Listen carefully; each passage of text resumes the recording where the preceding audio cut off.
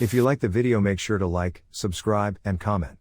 For more videos like this, true bizarre accounts of portals in the woods, paranormal glitches, time slips, dimensional shifts, parallel worlds, and other glitches in forests that made you believe. Driving home one day after work.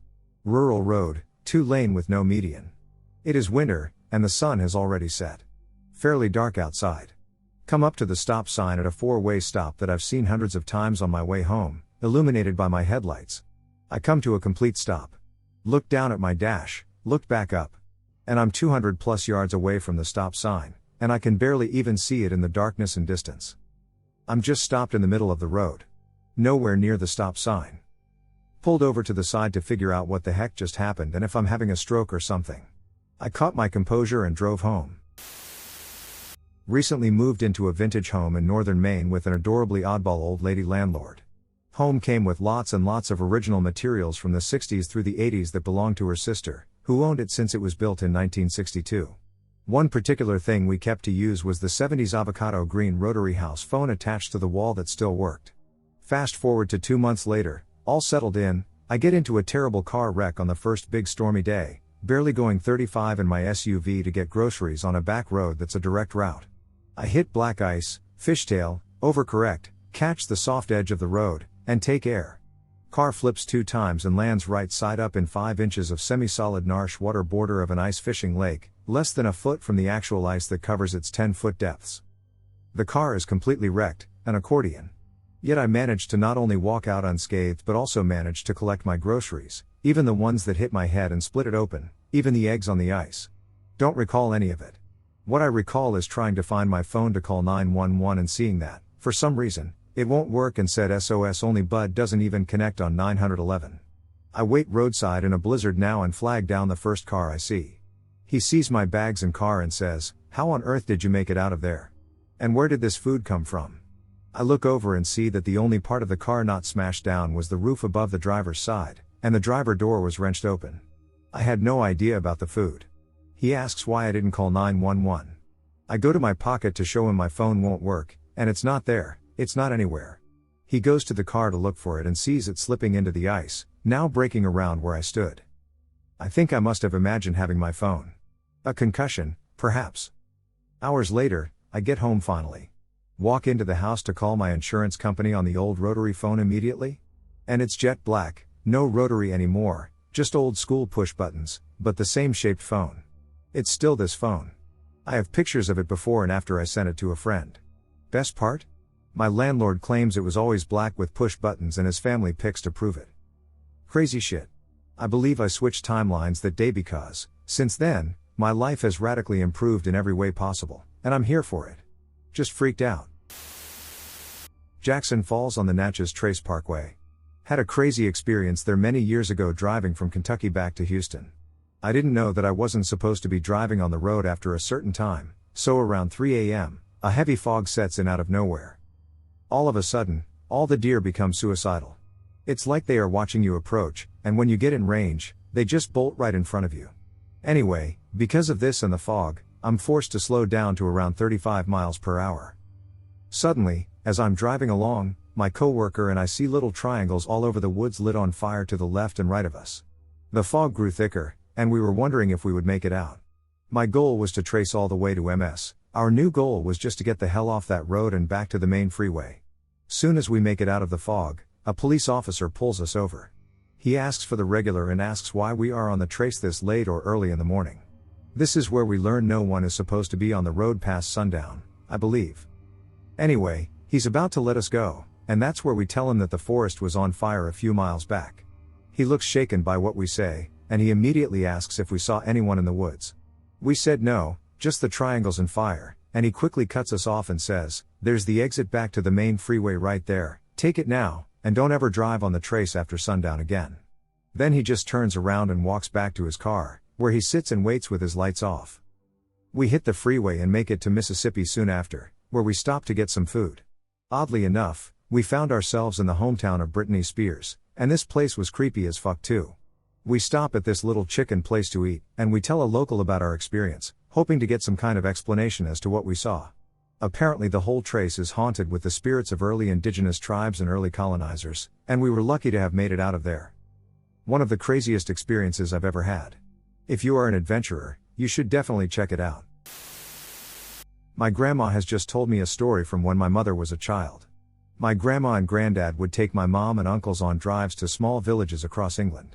They were around Essex, and they kept seeing a similar area of a crossroad with a big stone in front of it, but they kept going straight as the only other was left, which was back into the village that they had already come from.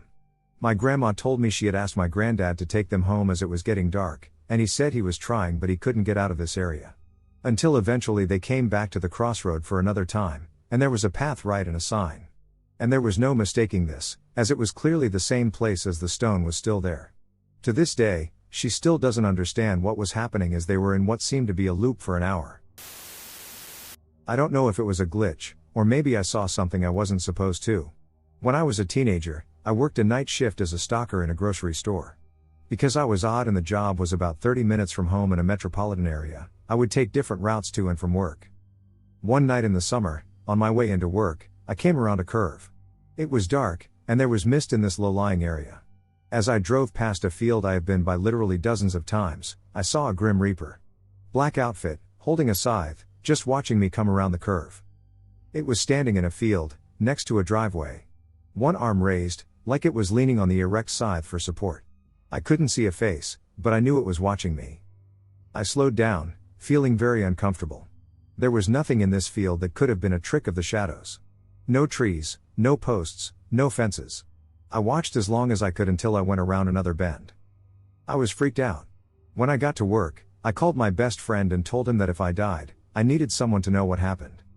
I did not die that night. A couple of weeks later, I was heading home from work and pretty much forgot about the incident.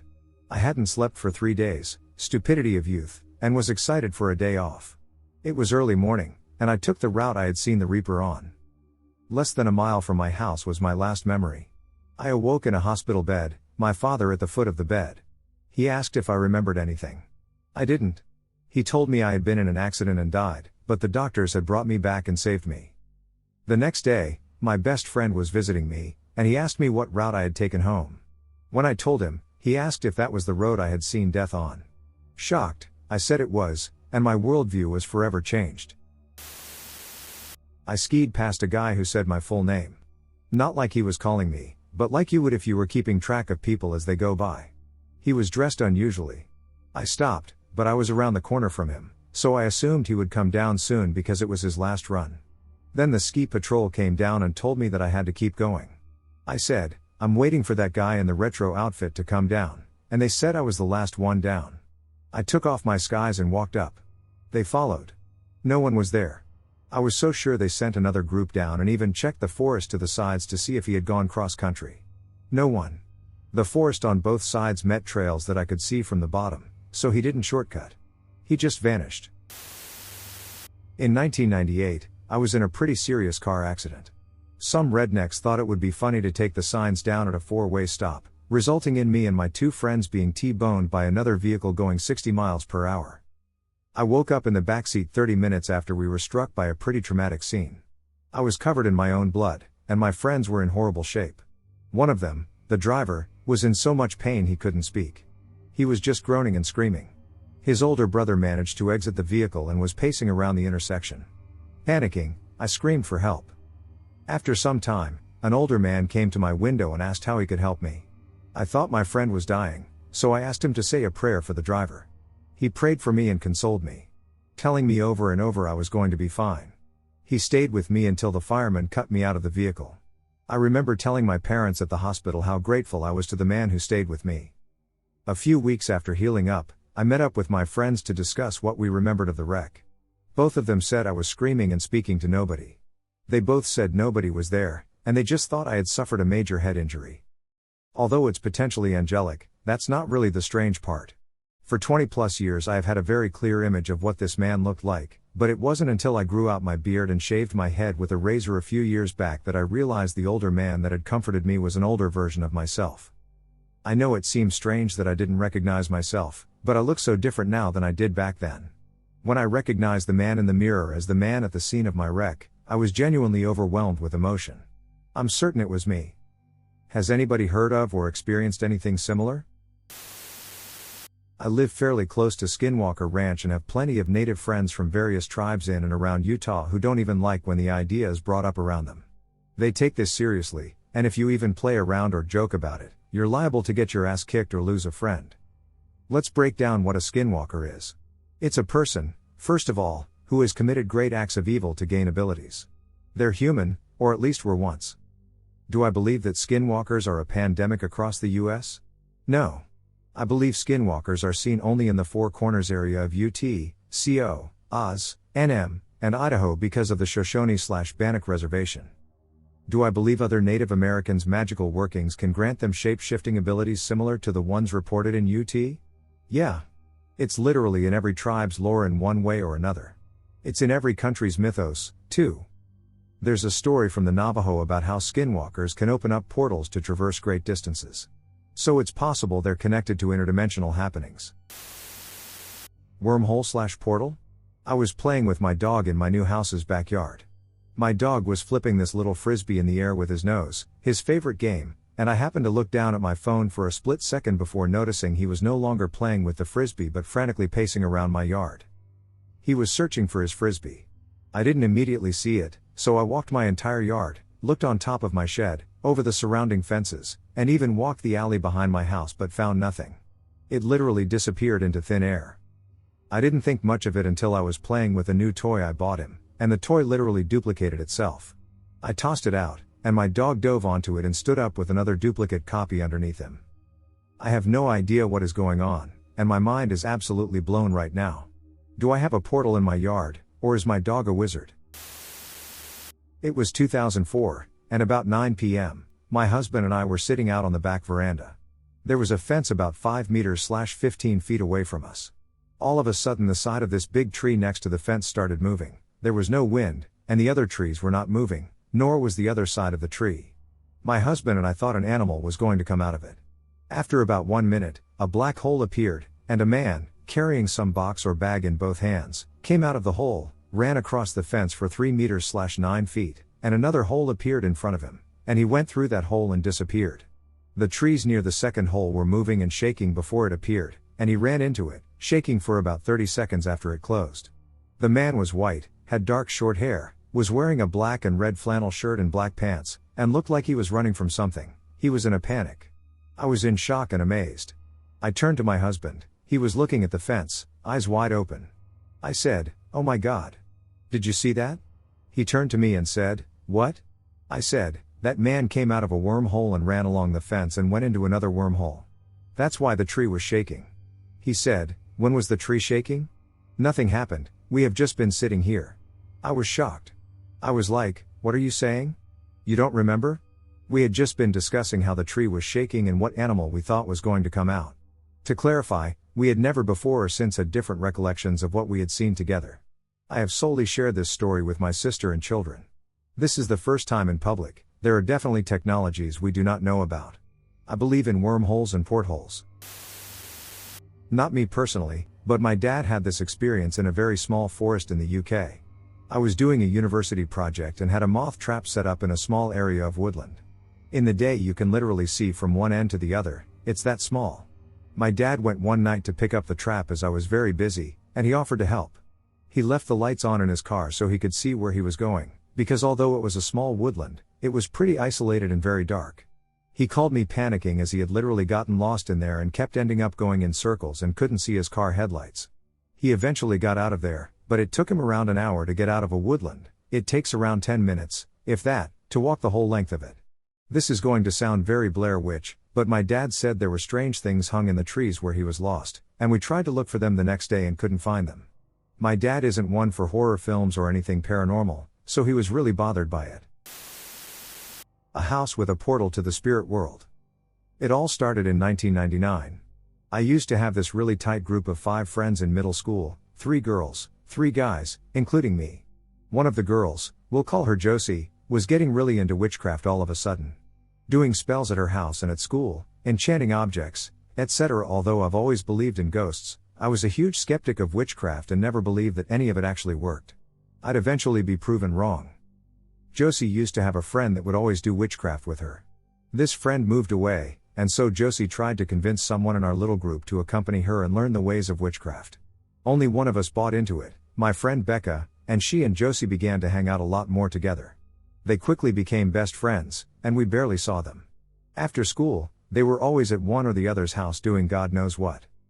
From what I understand, the witchcraft started out innocent enough but eventually took a darker turn. I don't think they were getting any real results with their more positive spells, so they swallowed their fears and began to venture into darker spells and seances, spells that could summon the dead, open portals into new worlds, really cult-like kind of shit. Fast forward a bit to July of 2000, and my family is getting ready to move away. Before we moved, I had a going away party, and Becca and Josie were there. They were very quiet the entire time, and I noticed they'd been looking sadder and paler over the past few months. I asked Josie what was wrong, and she wouldn't tell me. Becca, however, was willing to tell me everything. She told me a story about how a week before they were at Becca's house doing a protective mirror spell. It's a spell that you and another person can do facing a mirror in hopes of creating protective energy around oneself from negative forces. Apparently, the particular spell they executed didn't go as planned, and they weren't expecting anything paranormal to happen. They did the spell in Becca's bathroom on the second floor of her house. She has a large, rectangular mirror that spans the width of one of the walls, with the lights off and a single candle lit. They rehearsed the spell together beforehand so they could accomplish it as accurately as possible and to a specific beat. They began the spell, which required them to keep their eyes closed until the very end. When they got to the apex of the spell, my friend Josie apparently felt an extremely negative and dark presence behind her. She opened her eyes and began to scream. Becca opened hers in response, and what she saw terrified her. Behind her and Josie, there were two tall, dark shadow figures. Their features were obscured by blackness. Becca began screaming as well, and they both hightailed it out of the bathroom and into Becca's room. Soon after, Josie shook off the fear and left Becca's house. The spell was never completed. And the incomplete spell leads me to the point of this story. Apparently, when doing a mirror spell, it creates a link to another dimension or world. After creating this link, energy is taken from that world and used to create said barrier around you, and when the spell is completed, the link is severed and closed. It seems as though my friends created a link to another world, but they never ended up severing it. Thus began an abundance of weird and dark paranormal activity at Becca's house. Now, like I said, I moved away, but my family eventually came back after 5 years. I rekindled my friendship with Becca. Josie had moved on from witchcraft and to other friends while I was gone, and I think I've only seen her twice since I moved back in 2005. Anyway, Becca and her younger sister Kat were now very free-spirited, and over a nice hookah session, Becca caught me up on the goings-on of her house. Ever since that fateful night in 2000, Becca and her family had encounters both innocent and unfriendly. It's important to note that they had never had paranormal encounters like this at their house before the spell went down, and that their house was in a newish development and was built in 1994. They are the first tenants. On Friday, 13th, 2000, my baby arrived early. He was 3 weeks early. As I was being driven to the hospital under the light of a full moon and empty roads, I went past a nasty car crash. Arrived at the hospital and marched straight to the delivery suite. During the labor, I saw a vision/ghost of my ex-boyfriend before the father. We had been split apart by his ex-wife blackmailing him with contact information for his kids, so he went back to her for their sake. He was crying, saying he loved me and he loved his boys. I kept pushing the midwife out of the way so I could see him. I delivered naturally and put it down to endorphins. 6 months later, I saw one of my ex-friends on the street and asked after him. She just said, "Didn't you hear? Hess dead." I called the register of births and deaths, and they gave me quite a lot of information. It was him in the crash. He had been decapitated and thrown from the Jeep. The mortuary he was taken to was directly below the delivery suite. To confirm this, I took my baby and searched the cemetery. I found his grave with the date October 13, 2000 on it. My baby would not stop crying as soon as we found it. I used to tend his grave until I moved too far away. Don't ask me what it means, circle of life, maybe? Too much of a coincidence. Parallel universes are real. I truly believe in parallel universes. In fact, I think from time to time, we switch from one universe to the other. It's obviously challenging to prove this scientifically, but I'll try. A while back I watched a video talking about a Googleplex, which is known to be the biggest existing number. A researcher stated that if you have a universe that was a Googleplex meter big, eventually we would start to see repetitions of everything. The amount of space you occupy and the amount of atoms that you're made up of will begin to repeat themselves because of how much spare space there is, i.e., make copies. Same goes with planets, solar systems, and eventually universes. And since our universe is supposedly infinite, there's a big possibility of it being a googolplex or more. I'm not into sciences, so don't count on me, but that just seems sort of feasible. I'll now share my personal experience with this phenomenon. Déjà vu. I can't possibly express how eerie déjà vu is. The feeling that you've already experienced a moment so detailed as to recall exact movements or reactions as though they have happened is so mind-blowing. This could be evidence of a parallel universe because it's theorized that if there were multiple copies of our universe, there would be a certain percentage of difference, meaning in another universe I live in a house rather than an apartment, or, and this is where it gets strange, the time is different, meaning one of the universes is actually set in the future by, say, 3 years. If our conscious somehow switches from the universe set in the future to a universe set 3 years ago, we would experience moments that clearly have already happened and that we already lived through. Another experience I've had way too many times doesn't have an exact name, but you'll understand what I mean. I woke up in the morning during a Saturday or Sunday, all I remember is that it was the weekend. So as always, I grab a cup and fill it up with water, get cereal, and then watch Netflix. That's always been my routine. That's what I did. I got up, got water and cereal, went back to my bedroom, took a sip of my water, laid down the cup onto my nightstand, and started eating my cereal. As I was munching away, I felt thirsty, so I went to reach over for water, and my cup wasn't there. I stared at my nightstand for a second in confusion. I knew I had water. I look around my room, and I can't find my cup. So I go back to the kitchen, and my fridge cup is there in the cupboard waiting for me to fill it up. But I knew I had taken a sip of it, but the cup was there dried as can be. So I'm thinking that I switched into a universe where I didn't have that exact routine. Another eerie experience was one retold by my mom countless times and still gives me chills.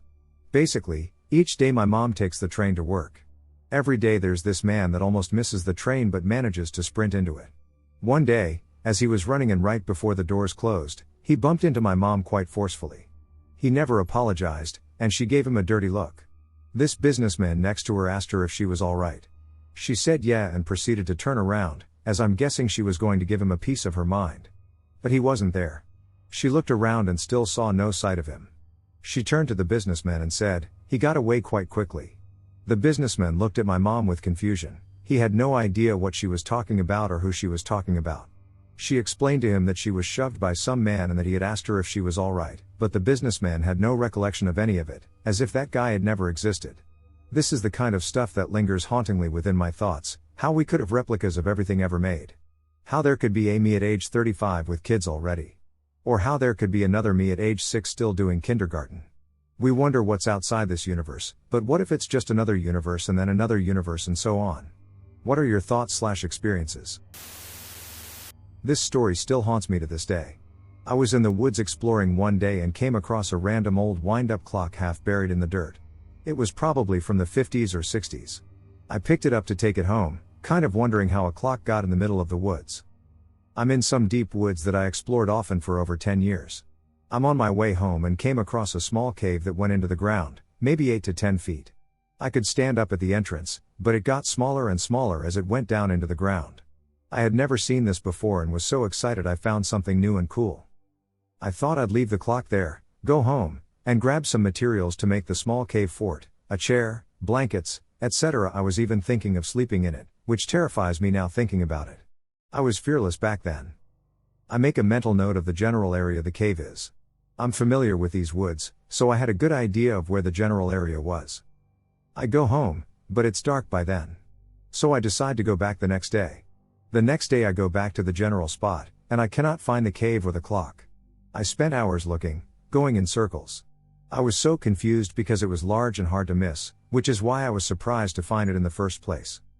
I looked for that cave for years and never found it or the clock. I could ever find the general area I thought it was in. This stands out to me because I vividly remember the cave. My excitement. My decision to make it a fort. Everything is so vivid to this day, and this was 20 years ago now. I never found that or another cave in those woods after 8 years of searching. I once slid into a town that didn't exist. When I lived in SC, my parents lived in western PA, so I'd drive up occasionally. One day I left from my friend's house in Asheville, North Carolina, and started heading north. For some reason I didn't get gas before I left, and after a bit I'm running very, very low.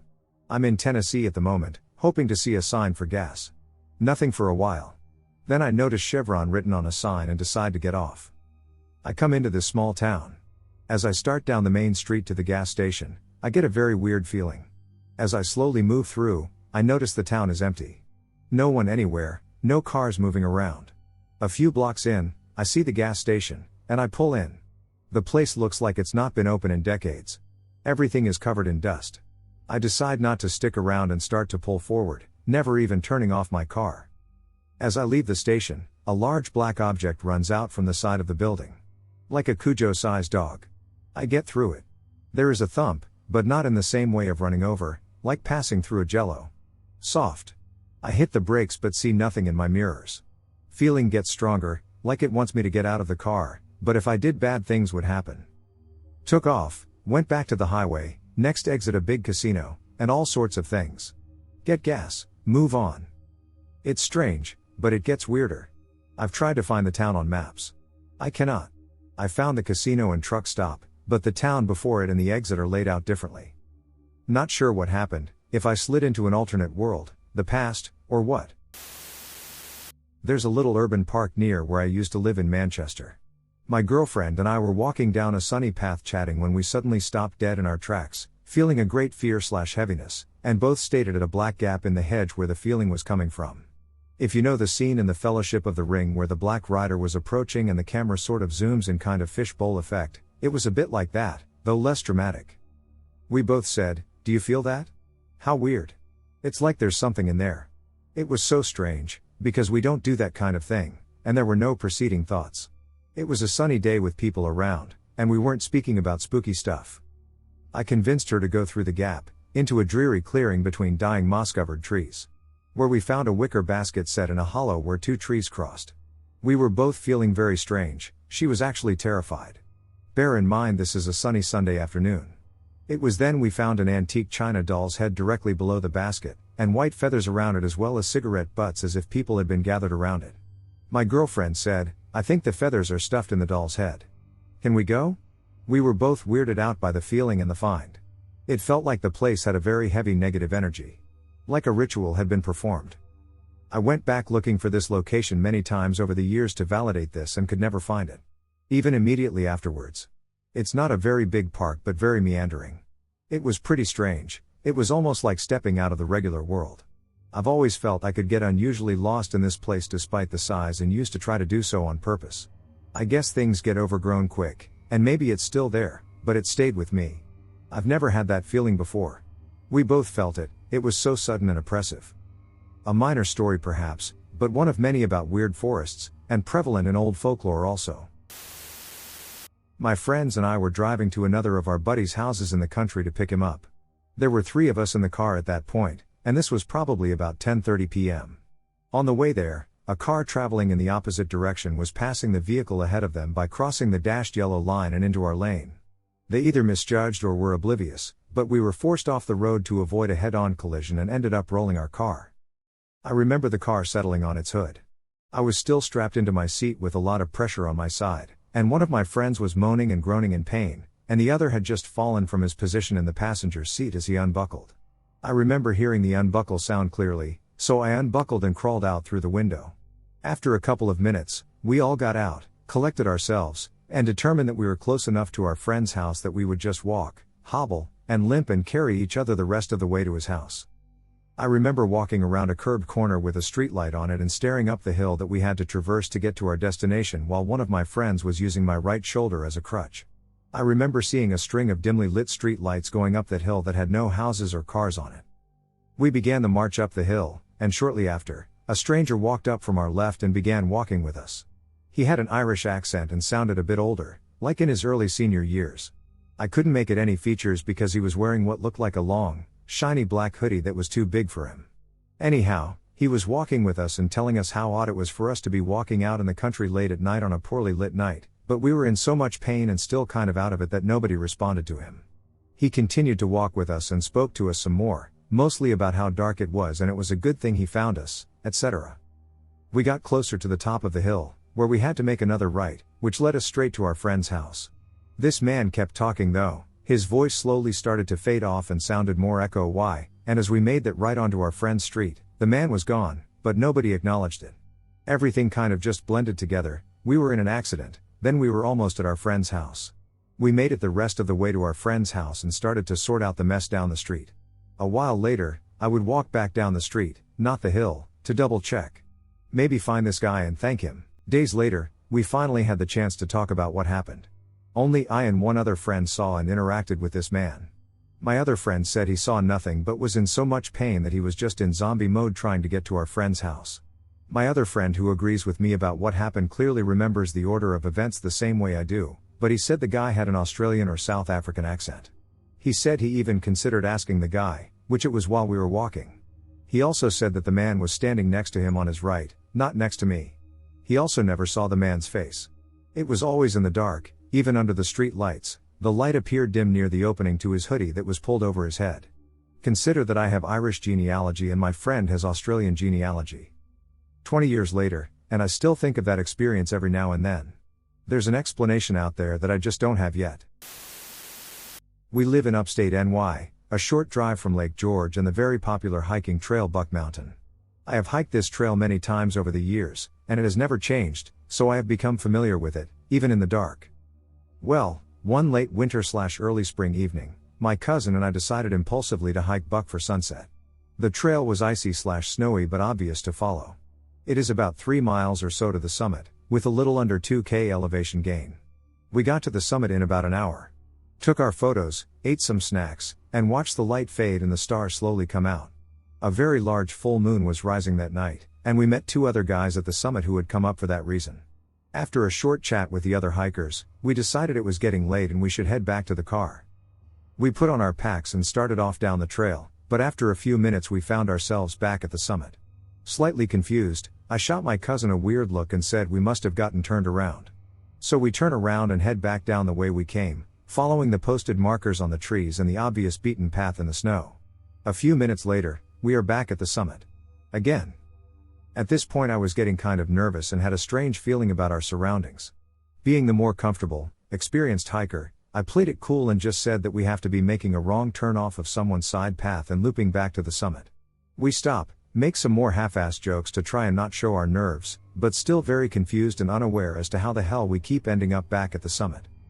Now, I vividly remember trying to be extra aware of the trail and the trail markings. Ensure that this does not happen again. Again, we turned around and began walking, this time slower, trying to be absolutely certain of our surroundings. After a few minutes of hiking, you guessed it, summit again. We had not seen or heard the other hikers since we had left the summit the first time. They had told us they would be leaving shortly after us. We waited a few minutes and got our hearing straight, and one last time we tried heading down the trail. The same trail we had been turned around on somehow. We hiked for a few minutes before I heard some talking. We ended up behind the 2 hikers we met on the summit. And so for the next 30 minutes or so, we followed them until we were absolutely certain we had made it past whatever loop it felt like we were stuck in. Still trying to convince ourselves that we just took wrong turns. Eventually we passed the other group and made it back to the car. Another weird thing. We noted the time we left the summit. It took us over 2 hours to go 3 miles downhill on a trail that was very familiar to the both of us. Typically I am able to descend mountains much quicker than I go up, even in the conditions we had that evening. We did not feel like it took us that long to get back. Essentially, there is about an hour's worth of time that we can't really account for. I went on a week-and-a-half road trip to Cali with my nephew and sister. We got deep into Arizona and were 97 miles out from the nearest town, pure Mirage Road desert, and the fuel pump went out of the Thunder Chicken. We walked around the area, and about 35 minutes later we were taking a piss on some huge boulders. I and my nephew had a look at the long road with heat coming off it, and like some damn movie, we see an Astro van just coming out of nowhere from the road heat. We thought this was it, serial killers, they got us. But it turned out these 2 dudes already knew we needed a fuel pump. They had all the tools to get the thing off and gave us a ride back 98 miles and bought us a new pump, drove us all the way back, and put it on. We asked them where they're going, and they said, "We're taking a different route to New Mexico, so we don't see you." "Good luck," we said, "thanks and goodbye." A week goes by. We're making our way back to Illinois, and the Thunder Junker gets a flat outside of Denver tire fused to the hub. We could not change it without a garage taking it off with an impact wrench. So me and my nephew laugh and say, "Hey, maybe those two dudes in the Astro van will save us again. And of course, we are in the ditch taking a piss and we hear a horn beep, and we look back, and it is those two guys again in the Astro van smiling. Needless to say, we were shaken and spooked. This time, they took us to a garage that was open on Sunday. They settled the bill, returned us, and vanished from sight. It all seems surreal right now. I'm older, and I remember they had nothing in that van, just them, and those handfuls of tools were creepy. A few years back, my family, me, and my so at the time went to visit my grandma. She lived in the country, where the closest neighbor was a few acres away. I grew up visiting her and riding four-wheelers around the backcountry roads, so I knew my way around. I can still create a map in my head of what dirt road leads where. So after we say our hellos, I excitedly go get the four-wheelers out of the barn so and I can go riding. We hop on, and off we go. So I'm leading the way, pointing out the lake, the tree canopy, the neighbors' houses, etc. We take a couple turns, and I see something unfamiliar through the trees, facing an opening up ahead. We pull up to a tiny white church, in the middle of nowhere, with only grass/fields surrounding it. And I'm talking tiny, this thing had to be one room, 600 square feet. It had a lock on the outside door. I notice there's a small graveyard to the left of it. I had never seen this church in the 15+ years of riding around, but it definitely wasn't newly built. The gravestones were worn down, and the church looked old. But hey, maybe I'd never gone down this road before? Unlikely, but possible. Then the unexplainable happened. We had stopped riding the four-wheelers to have a conversation and were just sitting on them in front of this church. I was talking to my so about something, and in the back of my head I could hear a noise. I distinctly remember having a semi-conscious observation of the noise, thinking it was a bird singing. I finish whatever I was talking about, but my so doesn't reply. They just stare at me. I give them a "you good?" look, to which he replies, "Do you hear that?" Then, it was like my brain clicked. The background noise of the bird singing came to the foreground of my brain, and I realized immediately, it was most definitely whistling. There was a definitive tune and a wispiness. I said, "Someone whistling?"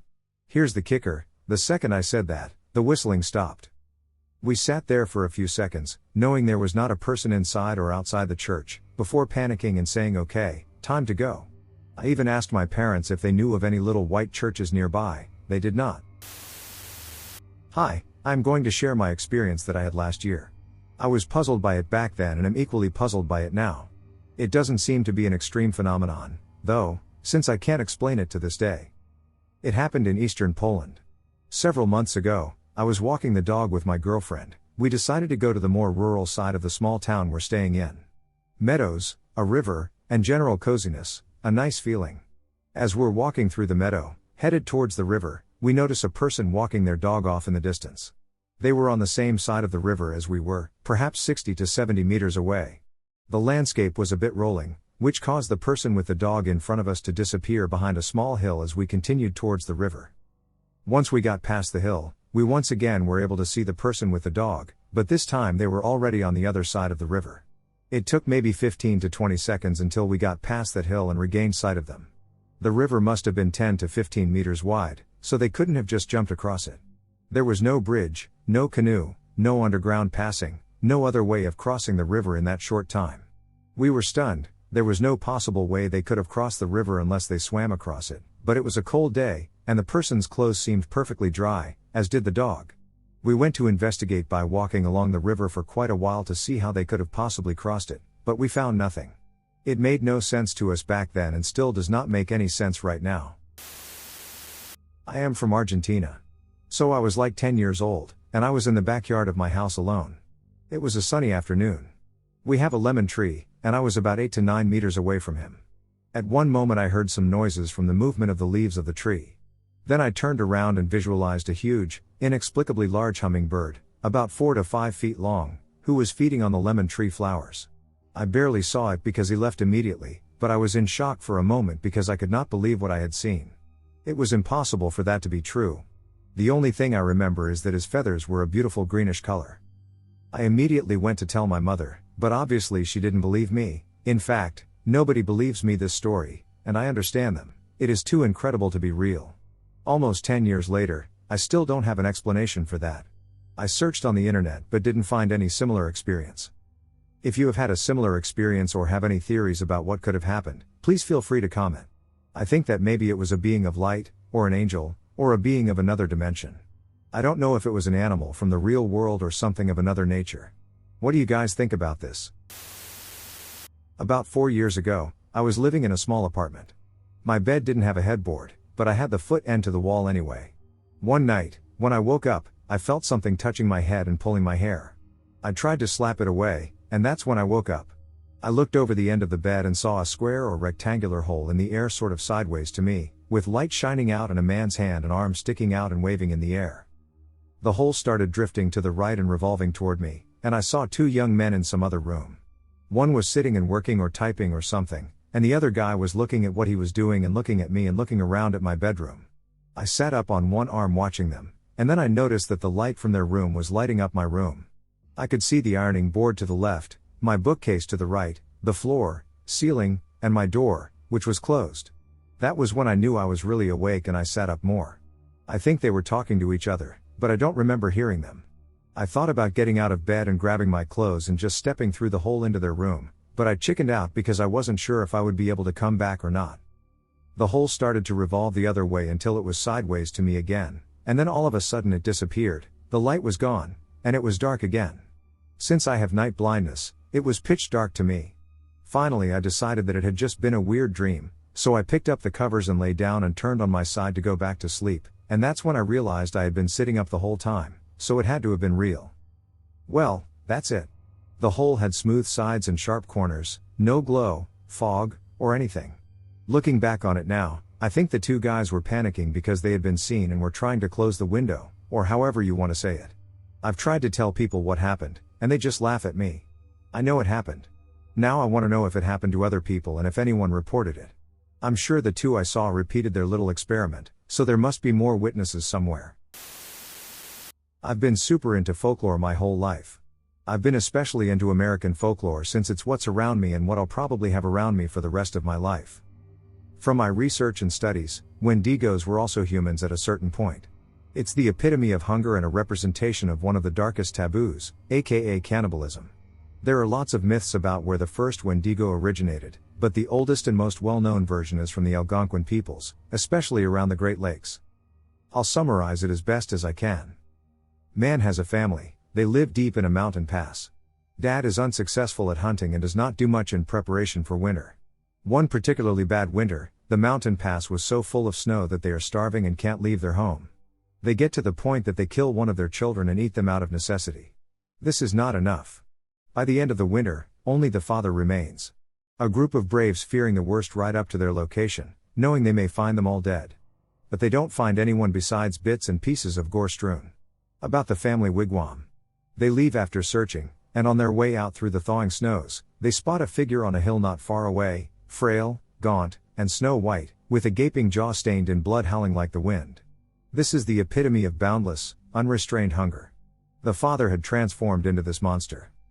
I've also read that it's a type of spirit that can possess people. Again, it makes them feel a constant hunger and drives them to depravity. I have no idea about the interdimensional capabilities, but I do believe a lot of spirits, entities, and other such beings are multidimensional. There's a great book out there called Where the Footprints End. It focuses mostly on Bigfoot and the like, but it approaches the subject of interdimensional entities, thought forms, and things like that. Great book. One time me and my sister were at my grandparents' lake house, and they have a golf cart that we can drive around the little neighborhood. So one evening me and my sister took out the golf cart, and we would play a game where you had to jump off the moving cart into the grass and then run and get back onto the cart. Anyway, we played that game by the lake, and the road went in kind of a loop, but my grandparents' house was like 2 blocks from where we were playing, and I was the one driving at the time, and my older sister jumped off into the grass, and I drove away really fast, leaving her there. But I stopped in the middle of the road, like half a block up, so she could get on the cart, and I waited for about 2 minutes, and I was yelling her name for her to come, and I couldn't see her anywhere, so I pulled away and went to my grandparents' house looking for her, and she still wasn't there. So I drove back to where we were playing, and I couldn't see her at all, and it was dead silent and no one was around. So I pulled away to the spot she jumped off the cart, and I looked for her everywhere, and I was calling her name. Finally, after 15 minutes of looking, I went back to the spot she got off the cart at, and she was just sitting there the entire time and yelling my name, and she didn't even see me or hear me. It's like I went into another dimension. To set the scene, The back of my house borders a forest. The area was frequented by Neolithic people as there are monuments nearby, and a funerary urn was found about 5 meters from my backyard. It's a place where druids would have performed rituals and ceremonies. Anyway, I'm hanging up washing one day with my mind wandering off to all kinds of things rather than concentrating on the mundane chore. I'm listening to the birds and the wind in the trees and thinking what a lovely, warm day it is. My eye then catches a crow landing about a meter in front of me, but the thing is, it's landing in slow motion. I'm looking at this black bird slowly landing on the ground with its wings outstretched, and then I realize it is deadly silent. No birds chirping, no wind, no washing flapping in the breeze, nothing. I snap out of my daydreaming and concentrate on what is going on. The sight of the slow-mo bird and the silence sent my head into a spin. Am I having a heart attack? Am I alive? Are things slowing down because I am about to pass out? What's going on? I let go of the peg in my hand and watched as it slowly fell to the floor, like a balloon in slow motion. I start looking all around me, and everything has become still. The trees aren't moving, but my head and arms are moving like normal. I'm looking at the sky, clouds, trees, and all around me, and even the house's chimney vent, which always spins, is dead still. It feels like time has stopped, but the weirdest thing is the silence, no noise, no sound, just nothingness. I look back at the bird, still stunned at what is happening, and suddenly a wall of sound hits me, the birds chirping, wind in the trees, the flapping wings of the crow as it takes off again, and a strange white noise, which must just be ambient sounds. Everything sounds loud and clear. I stand there for about 5 minutes trying to wrap my head around what happened, looking around in disbelief. My heart rate is normal, I feel just fine, in fact, I feel pretty good, like I've just had some kind of out-of-body experience. The whole thing must have been less than a minute. Like time lagged and then suddenly caught up again. That was more than a year ago, I never experienced anything like it before or since then. About 10 years ago, while I was living in San Francisco, me and my roommate drove to Hayward to go watch a movie with a friend of ours who lived in Hayward. To get to Hayward from SF, you have to cross the San Mateo Bridge. I have driven that bride what feels like a million times, so I am super familiar with how long it takes to get across. It was a later movie, and we didn't get out until a few minutes before midnight. We said our goodbyes and started driving back home to the city. We're on the San Mateo Bridge, and my roommate was driving. It was late, and I was just enjoying the radio while we drove, super content and relaxed. I then suddenly had this deep feeling that we'd been driving for a very long time. Too long. Like it felt like we'd been driving for hours. There weren't very many cars on the bridge at that hour either, and I surveyed my surroundings. The bridge just stretched on before us. Suddenly my roommate spoke up and asked me if it felt like we'd been driving for way too long on the bridge, and my stomach sank. We turned the radio off, and, I swear to you, the clock said 1:20 a.m. We had somehow been driving on that bridge for over an hour. We freaked out and became hypervigilant. I told my roommate who was driving to just stay calm and that I'm sure we'd be off the bridge soon. And sure enough, the hill on the bridge came up that you drove over to get off the bridge and into Foster City. We sped home to our townhome at 90 miles per hour after we'd gotten off the bridge. That bridge does not take over an hour to get across. I truly feel like we had gotten stuck in some time loop on that bridge crossing the bay, and when we finally realized what was happening, we snapped out of it. And no, we didn't drink any alcohol or take any drugs. Has this happened to anyone else? Maybe even on the same bridge? This happened when I was around 18 or 19, but I remember it vividly because of how jarring and confusing it was. I've had a few odd experiences with dreams, but nothing in the middle of the day like this. So when this happened, I was still at home with my parents, and we lived in my childhood home. This home was pretty much all I ever knew, as we moved there when I was 3 years old. I had a habit of going on daily walks in the nearby park, something I did nearly every single day since I was 14 or 15 years old, up until I moved out. It was summer, around 1 or 2 p.m., and I went to leave the house for one of my walks. I slipped my shoes on and went to open the door as usual, but when I stepped out of the house and looked up, my neighborhood felt completely wrong. It didn't look different. Everything looked exactly the same as it usually did. The small ravine next to our house, the tree in the front yard, the steep driveway, and our neighbors' houses. All of it looked completely normal, but I couldn't shake the feeling that there was something really wrong and different with it all. It felt as if reality was warped or something. I stood on the front porch for a minute or so trying to figure out what felt so incredibly wrong with my neighborhood. After a while though, I figured I was just being silly and made my way down the driveway. When I was about halfway down, my neighbor, who was tending to his garden across the street, looked up at me, stared at me as if he saw a ghost, his face going completely pale, and opened his mouth to speak. Before I could even stare at him in confusion, before he had gotten a single word out, I was back inside my house, at my front door, about to leave. I was completely shaken. I had no idea how I had ended up back in my front door, I had no idea what I'd just experienced, and when I pulled the door open, it was completely normal. Nothing felt wrong anymore. It was all glaringly normal. The only difference was that when I opened my door again, my neighbor wasn't out front gardening. I decided not to go for a walk that day. Years later, I have no idea what I experienced, and as weird as it sounds, the part that freaks me out the most is how wrong my neighborhood felt despite looking exactly the same. So, between the weird teleportation back indoors and my neighbor acting as if he was staring at a ghost, the feeling of wrongness is the thing that bothers me the most. I don't know how to explain it. I didn't feel unsafe, it didn't feel like dread, it just felt like I was looking at a completely different version of my neighborhood at that moment, and I don't think I will ever forget it. I've never really told anyone about this, as I'm usually a pretty skeptical person, but I've had no way to explain it. A couple of years ago, I lived with my parents still in a very small town that consisted of only a gas station, a post office, a church, and many farm homes. It's a small town about 30 minutes from a military base. My parents' home is about a mile down a gravel road from the main highway and only a mile from the center of the town, where this church, gas station, and post office are. One night we are hanging out on the front deck while my little sister and her friends get some senior photos done in the front yard. Seeing as we have about 2 acres of yard and are kind of in a bowl surrounded by woods, it's a beautiful place to take photos. It's about the golden hour, which is right before the sun goes down, and it kind of starts to get a little cloudy like a storm is rolling through, but everyone is still outside hanging out nonetheless. But as time goes on, it looks as if the storm is building up and it's getting pretty windy, so we rush over and help the photographer and the girls gather up all of the equipment and props they were using to take photos, and by this time it's starting to get dark anyway. Well, it starts raining a little and the wind is picking up a bit, so all of the girls run inside, as does the photographer with the camera and whatever equipment they could all carry, but leaving a framed backdrop outside that me and my mother told them we would take down and put up in the rain so everyone else could get inside. So as me and my mom are struggling to disassemble the frame for the backdrop while getting a little wet in the rain, we hear a faint sound through the woods. It sounds almost like music, which wasn't very odd because right through the woods about a mile away was the highway, and straight across the highway was the church. So it wasn't very strange to hear music or singing in that direction. So here we are getting the frame and the backdrop packed up and thrown onto the front porch, and from the first time we heard this singing or music, only 10 seconds had gone by and we heard it again.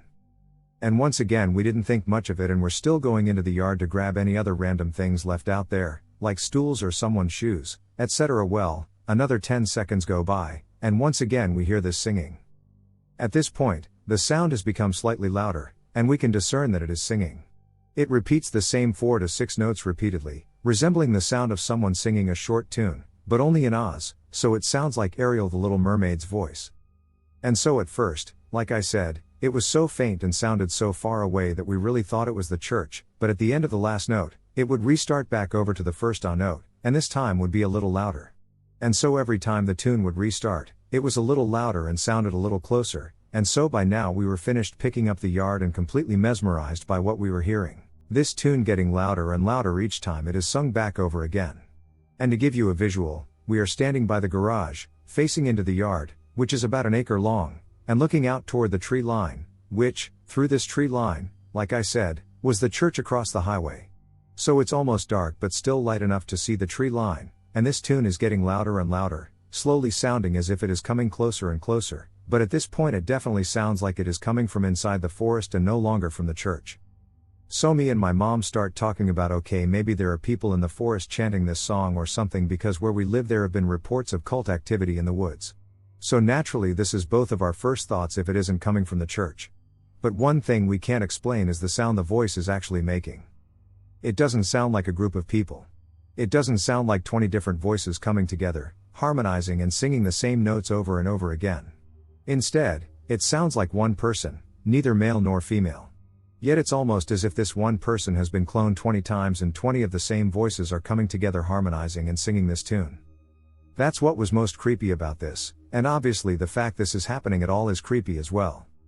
So here we are almost paralyzed staring at the tree line listening to this Ariel-esque ah ah ah ah over and over again, getting louder and louder as the 20 same voices start the tune over.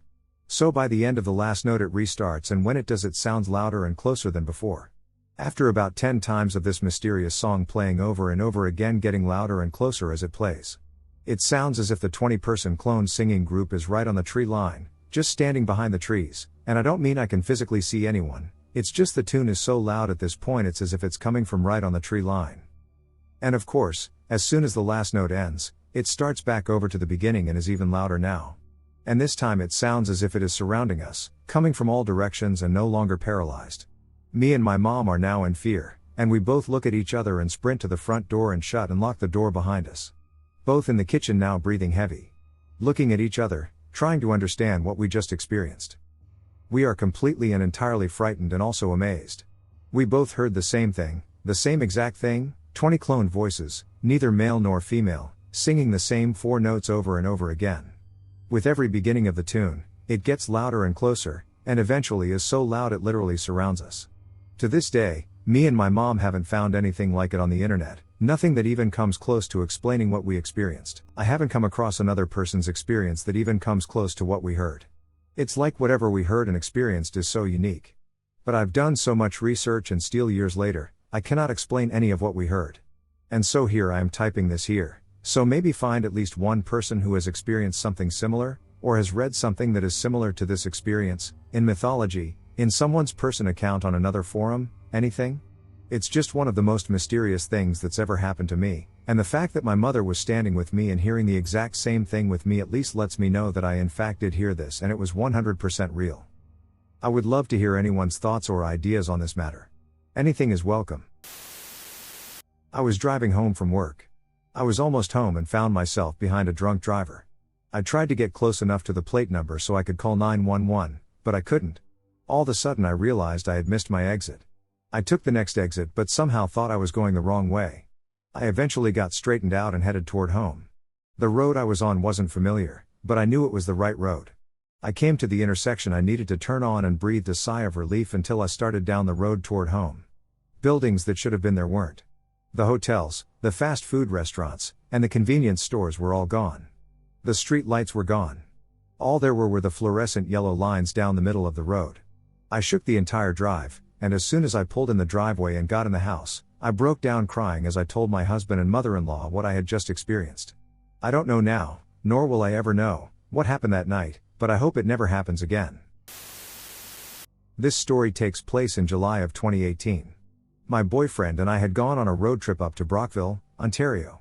We left things really last minute, and we were only able to book a campsite for one night, so we figured we would camp out and then start driving back to southern Ontario, and if we found anything cool to check out, we would.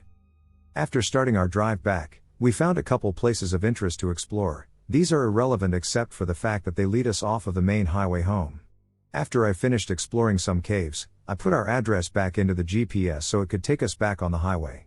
With my partner driving, I controlled and read the GPS.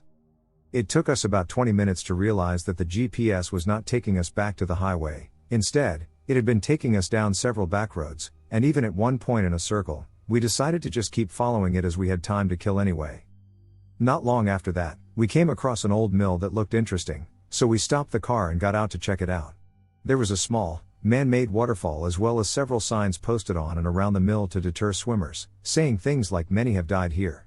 Whatever, we continued checking it, snapping some photos, when all of a sudden this elderly man came out of nowhere. There were no vehicles around, and we didn't hear him walk up to us. He had a cane, so surely he would have made some noise. Anyways, he walks right up to us, and without saying hello or introducing himself, he launches into this short story about the owner of the mill and how he had twin daughters, and one of them had fallen in the water, resulting in the other twin going in to help her. Unfortunately, both of the girls had drowned before he could reach them. I remember the old man specifically saying the owner has never been the same since. I thought that was odd at the time because, of course, he wouldn't be the same. I don't remember any more specifics to the story because at the time my boyfriend and I were just a bit taken aback by the old man. As soon as he finished his story, he turned around without saying goodbye and walked to an area near the water where he stood still, looking like he was just taking in the view. My boyfriend and I left shortly afterwards, and once we got in the car, the man was no longer in view, and the GPS this time brought us straight to the highway. I didn't think twice about this encounter until today, so I decided to do some research. There's absolutely no record of any twin deaths at the mill or even in the river it flows from. Really creeps me out. The mill is called Chisholm's Mills for anyone that is better at research than I. I keep wondering what led us to that mill and who the old man was. I have Chinese roots. I am not Chinese but am from a subgroup from the region. That is just my people's history. I spoke perfect Mandarin Chinese. I was fighting some kind of war for what seemed to be a few days. The dream kept skipping scenes, but it was all one continuous story. I was on horseback. I could not understand what I was saying, but my conscious mind knew I couldn't speak Mandarin. I felt like I was trapped inside someone's body, but as the words left my mouth, it was like I was the one saying it. I felt the words leave my mouth, I felt the lip shapes, and I felt my voice resonate in my throat like I was actually speaking Chinese. But my conscious mind knew I couldn't speak Chinese.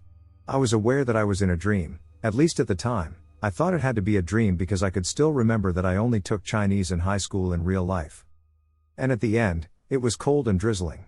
It was a gray, overcast day, and I could feel a light breeze. By this point, I figured it must be near the end, and I would wake up soon. There was one dirt path leading into the mountains and into the horizon, and on both sides of me were two fenced-off areas packed full of what I assume were refugees from the war that I was freeing throughout. In my mind, I thought to myself that I would give my scarf to someone since it was so cold. I got off of my horse, took my shawl off, and walked up to the right of the fenced area and offered my shawl to an old grandma. But instead of speaking Chinese, I spoke my native tongue, the language I speak in real life. I offered her my scarf and told her, "Grandma," in my language the word can be translated into grandma but is also used as a term to address an elder respectfully. "It is cold, and I am getting ready to leave for a long journey back home, so please take my shawl." She only stared at me somewhat blankly. Nobody said a word. Ever. My eyes dart to the right, sort of over her shoulder, and a green portal opens. I was insanely amazed, and by this point I was very conscious in my dream. I even debated in my mind whether or not I wanted to run the risk of jumping through the portal to see where it went. As soon as I decided not to and hesitated for a moment because I then changed my mind and wanted to jump the fence to get through, a tall woman who wore a black dress, probably 6 feet, came from the crowd of women and children refugees and said, "This portal is not for you, it is not your time yet." The way this woman carried herself, her stride, and her chin held high emitted total confidence and total strength. That is what I felt when I looked at her. When I looked back at the old lady, her eyes glowed a bright green, and the energy trailed from her eyes as her head moved. They were normal before the portal opened. And she just stared at me. The tall woman ushered the grandmas and young female children into the portal, and that was it. I woke up after that. Bizarre and eerie cases of lost time and dimensional rifts in the forest. May 15, 2020. The forests and woodlands of our world have always held an allure for us and have been the wellspring of countless legends and myths over the centuries. Here we will look at instances of people seemingly traveling through worlds within the forest, whisked off to another realm to come back with odd tales of missing time, portals, alien landscapes, and other weirdness. Our first report from the witness, who claims that she and her husband came to what can only be described as some sort of portal out in the woods. The location is unspecified, but she says that they were out camping at a place called Deep Creek Campgrounds, where there is a dim tunnel through a hill that is supposedly haunted. Thinking it might be kind of cool to go check it out, they made their way to the tunnel one evening, not really taking it seriously, and as they went in, it was all just a bit of a spooky good time. Things got unusual when they began walking through the murk and just didn't seem to be able to reach the end. It was taking an inordinate amount of time to progress through the darkness, a 10-minute walk turning into 30 with no end in sight. Then things would get very bizarre, and the witness describes what happened next.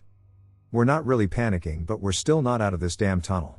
We're filming and realizing the timestamp on the camera keeps changing, the phone is fairly useless but keeps showing weird times, notifications, etc. Finally, we reach the end, and I decide there's no way I'm going back through. Here's our second mistake. There's a trail going across the tunnel. My husband wants to go back through then meet us while I and our daughter go over the top to wait. At the top the trail ends, which is unusual but not a big deal as I can see the trail we came up and my husband will be coming up shortly. I take pictures, full panoramas, everything. Never out of sight of the trail. Husband shows up, and we start looking around for the next trail or any trail, never going more than 150 feet in any direction solo while one of us stands near the trail. We decide we can't find it, well, head back down the trail. The trail that is now not where it was. But that's okay because I took pictures of some unusual trees and things, so I'll use them as markers.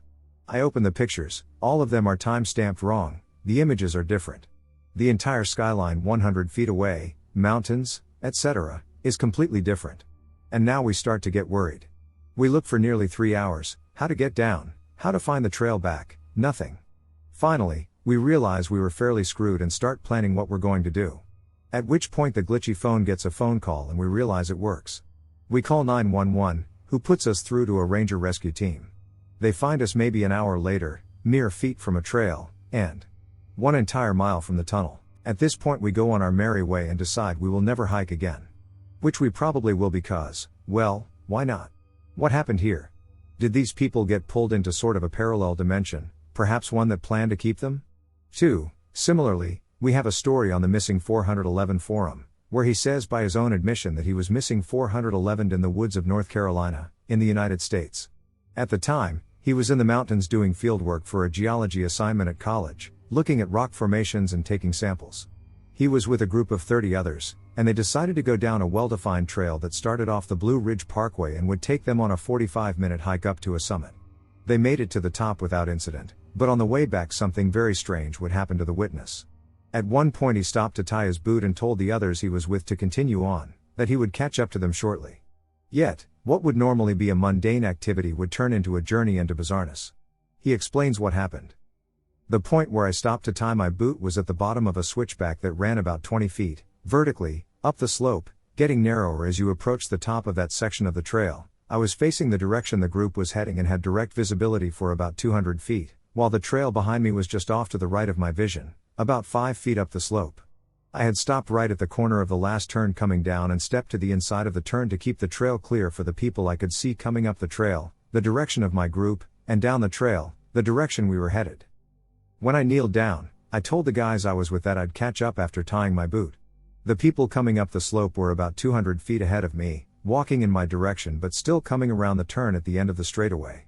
Up the hill and off to my side, but technically behind me on the trail, about 10 linear feet away, was another 2 or 3 people coming down the trail as well, about 2 turned up the switchback.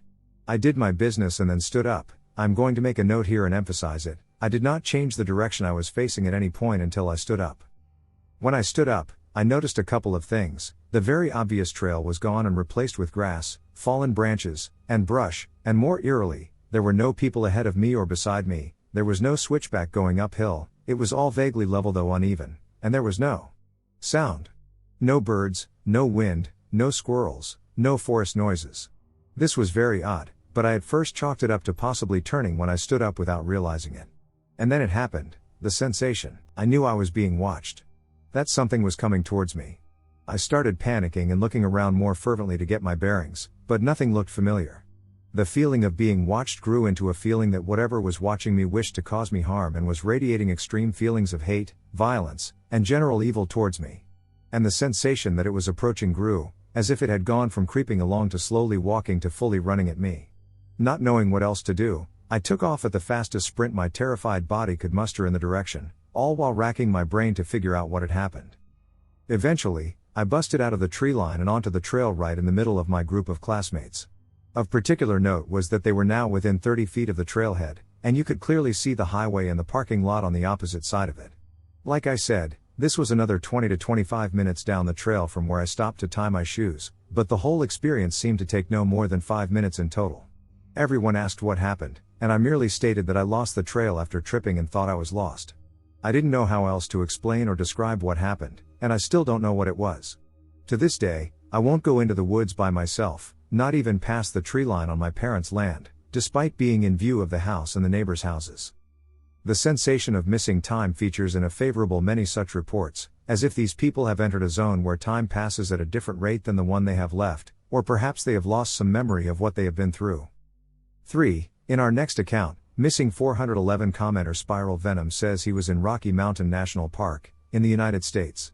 On this occasion, he was hiking along a trail called Tanahutu Creek alone when he noticed that the forest around him had gone completely silent, with all sounds and even smells gone, and as he tried to figure this all out, he claims a strange fog began to roll in. After this, things would turn into a bizarre series of strange events and time loss, of which he says, I was walking southeast when suddenly the area went completely silent. No wind, no animals, not even the smell of the outdoors. It's like I walked into a bubble where nothing existed or where everything was muted. I took out my phone to check the time, and it was just after 3:45. Though it seemed there was a weird fog around me. I kept walking. The silence still there, the odd feeling, too. I walked for another good 10 to 15 minutes when I turned my attention to the sky. The clouds seemed to be moving rapidly, as if a storm was coming. The forecast did not call for any rain or snow that day. It was odd to see low-hanging clouds that were moving so rapidly, almost as if I were viewing a time-lapse video. I heard a rumble that came from the ground. It was emanating from what I assume was deep below. A large crack that sounded like thunder ended the rumble. The clouds stopped moving quickly but had a very light pink/purple tinge to them. At this point I was speed walking, trying to get out. My fight or flight response seemed to kick in, and my adrenaline was pumping. The odd feeling in my gut turned to complete terror, yet there was nothing around me that would evoke such a feeling. No wildlife, no bears, no mountain lions. Another crack and a flash of light later, everything seemed to be completely normal. The wind returned, and the birds that filled the air with sound were now replaced with the sound of crickets. The only strange thing now was the time. It was 6:30 p.m. I was already on my way back to the truck before this all happened, but it should not have taken me that long to get back to the trailhead. It only seemed like 15 minutes had passed, and yet more than 4 hours had elapsed. I have no recollection of what happened in that time, besides what I have written here today. I have only told a few people this. Some said I was abducted, others said I entered a time slip. What happened here? It is interesting to note the loss of time, coupled with the sudden and complete silence, which is also a hallmark of these kinds of cases. Are these people wandering through a portal of some sort? 4. Next we have a witness who was camping in Allegheny National Forest, Pennsylvania, when he had his brush with the weird.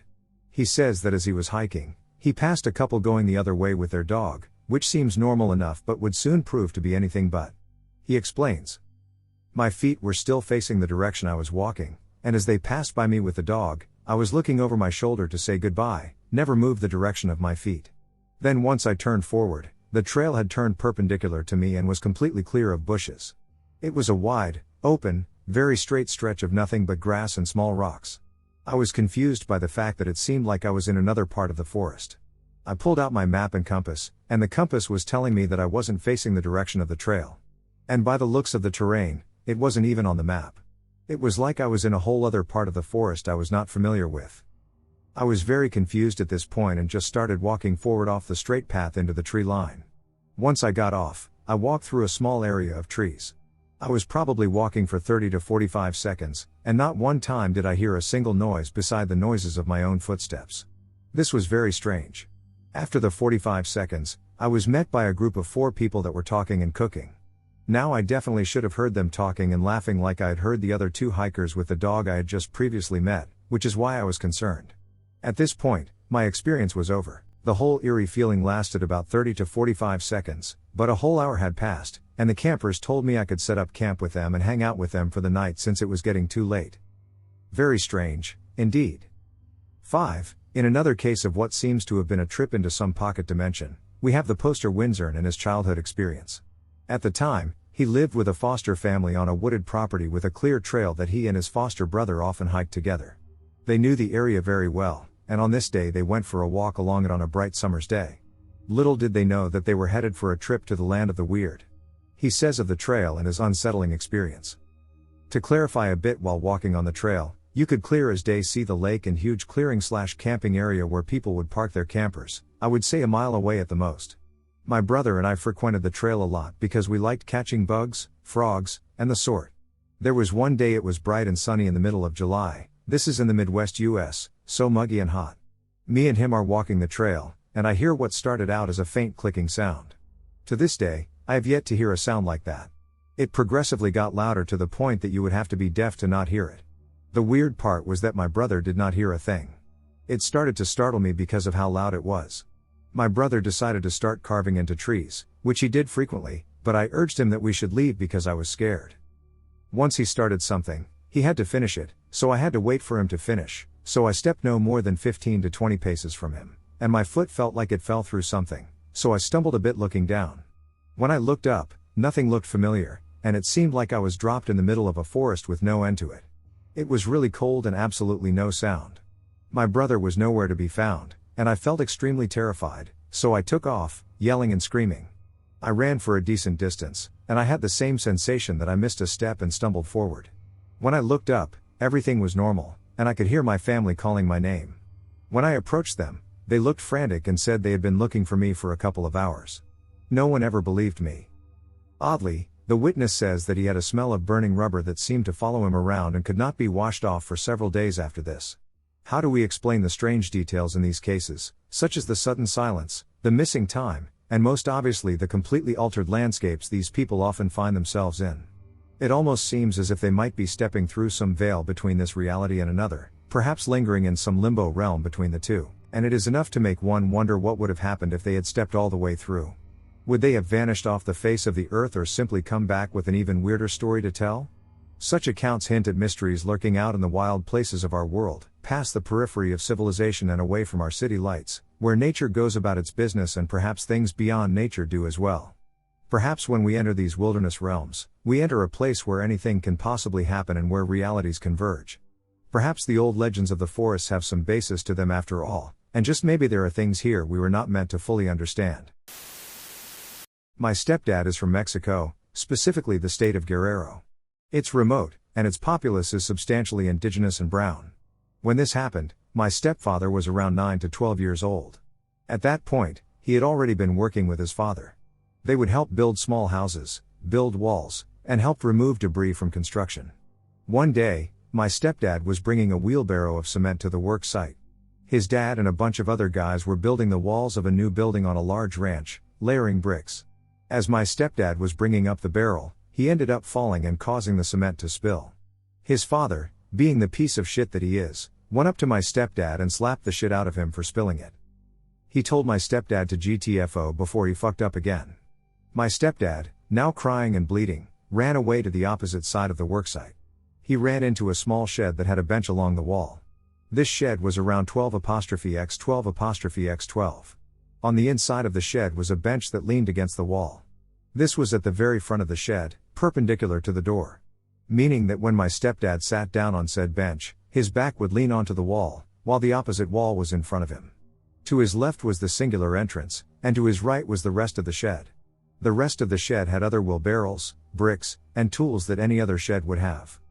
My stepfather said that he sat down at the edge of the bench to cry. As he was crying, he noticed a magazine on the ground. He says it was some type of car magazine, and he started to look through it. As he's combing through the pictures, he says that he feels that something is off. He can't put his finger on it, but he thinks it's coming from his right-hand side.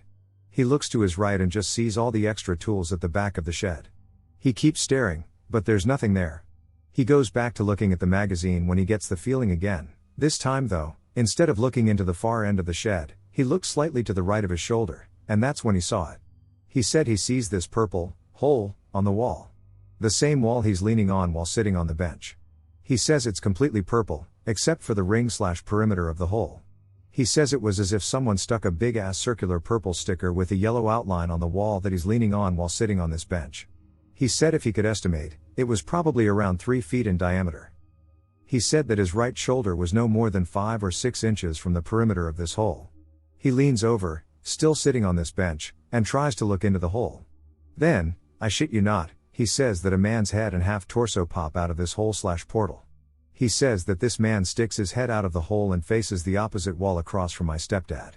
He says the man then turns to his side and is now staring at my stepdad. He says that this dude's eyes were scared, as if he was surprised and scared that my stepdad could see him.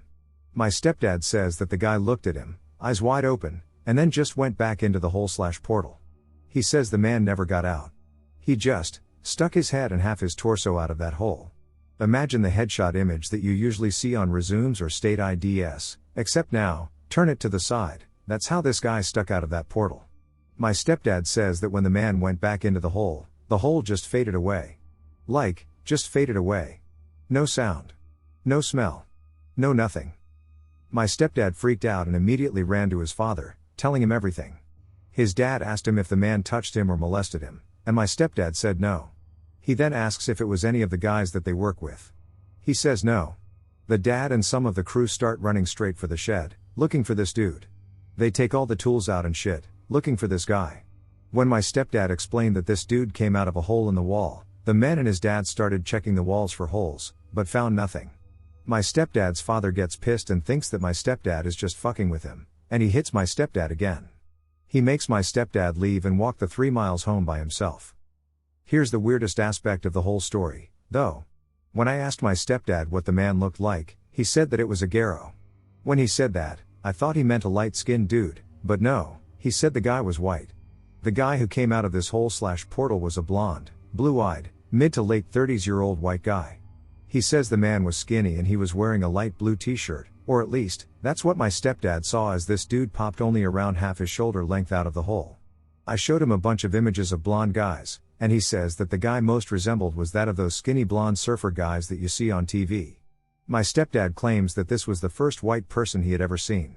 He said the next one would be a woman that he would see in Mexico City almost 15 years later when he was on his way to the border in order to immigrate. But this is expected, as Mexico City has many white residents as well as European tourists. He said that they didn't have any television in his home, but some of the businesses did. And he had seen white people plenty of times on television before, but never one in person. But not until that day. I think I saw a vortex. I have decided to share more of my experiences on here in hopes of maybe finding others who have had similar ones. Maybe someone has an explanation. Either way, on with what happened. I'm pretty sure I saw some sort of vortex or portal. I can't really tell you for sure what it was, but it was definitely unusual, and I have seen it twice now. The first time I had this experience was roughly October/November 2014.